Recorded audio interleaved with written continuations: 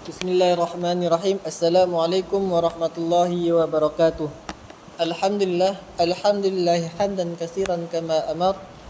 Asyhadu an la ilaha illallah wa asyhadu anna Muhammadan abduhu wa rasuluh la nabiyya ba'da amma ba'du. Baik teman-teman semua, pada kesempatan kali ini kita akan membahas tentang konsep pendidikan yang terdapat dalam Quran surat An-Nur ayat yang ke-27 sampai ayat 29. Sebelumnya, marilah kita bersama-sama membaca Quran surat Nur ayat yang ke-27 sampai ayat 29. A'udzu billahi minasyaitonir rajim. Bismillahirrahmanirrahim. Ya ayyuhalladzina amanu la tadkhulu buyutan ghairam buyutikum hatta tasta'tisu wa tusallimu ala ahliha. Dzalikum khairul lakum la'allakum tadhakkarun. Fa in lam tajidu fiha ahadan fala tadkhuluha hatta yu'dana lakum wa in qila lakum irji'u farji'u wa azka lakum wallahu bima ta'maluna alim. Laisa 'alaikum junahun an tadkhulu buyutan ghaira maskunatin fiha mata'un lakum wallahu ya'lamu ma tubduna wa ma taktumun. Shadaqallahul azim. Dalam Quran surat Nur ayat yang ke-27 sampai ayat 29 ini, yang pertama, Allah memerintahkan orang-orang yang beriman agar tidak memasuki rumah orang lain sebelum mereka meminta izin dan mengucapkan salam kepada penghuninya. Hal ini merupakan adab yang baik agar manusia saling menghormati sesama dan menjaga hubungan sosial yang harmonis. Yang kedua, apabila tidak ada seorang pun di rumah atau penghuni rumah tidak mengizinkan masuk, maka seseorang diperintahkan untuk kembali dan tidak memaksakan diri.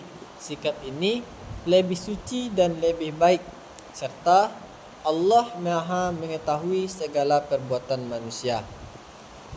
Yang terakhir, dalam Quran surat An-Nur ayat 29, Allah memberikan keringanan untuk memasuki bangunan atau tempat yang tidak berpenghuni dan disediakan untuk kepentingan umum selama terdapat manfaat bagi manusia. Allah mengetahui segala sesuatu yang tampak maupun yang tersembunyi. Selanjutnya, konsep pendidikan yang dapat kita ambil dalam Quran surat Nur ayat 27 sampai ayat 29 ini, yang pertama yaitu adab dan etika sosial.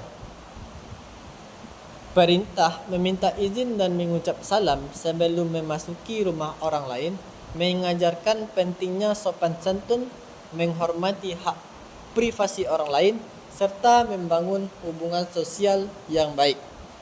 Yang kedua, terdapat pendidikan komunikasi yang baik. Ucapan salam merupakan bentuk komunikasi yang penuh penghormatan dan doa. Pendidikan Islam mengajarkan agar kita membiasakan komunikasi yang ramah, santun, dan penuh penghargaan terhadap sesama. Yang ketiga, terdapat terdapat pendidikan menghargai orang lain. Larangan memaksakan masuk ke rumah orang lain ketika tidak diberi izin mengajarkan pentingnya menghormati keputusan yang telah diputuskan oleh orang lain. Pendidikan hal ini membentuk pribadi yang tidak egois dan tidak melanggar batas-batas orang lain. Yang keempat, pendidikan kesabaran dan pengendalian diri, yang mana perintah untuk kembali jika tidak diizinkan masuk menunjukkan pentingnya kesabaran dan kemampuan mengendalikan diri ketika menghadapi penolakan atau keadaan yang tidak sesuai dengan keinginan. Yang terakhir, pendidikan, tanggung jawab, dan muraqabah. Penegasan bahwa Allah mengetahui apa yang tampak dan tersembunyi, mengajarkan bahwa setiap manusia berada dalam pengawasan Allah. Hal ini membentuk rasa tanggung jawab dan kesadaran spiritual atau muraqabah dalam diri setiap manusia. Mungkin sedikit banyaknya pembahasan kita pada hari ini, terkurang terlebih saya mohon maaf. Assalamualaikum warahmatullahi wabarakatuh.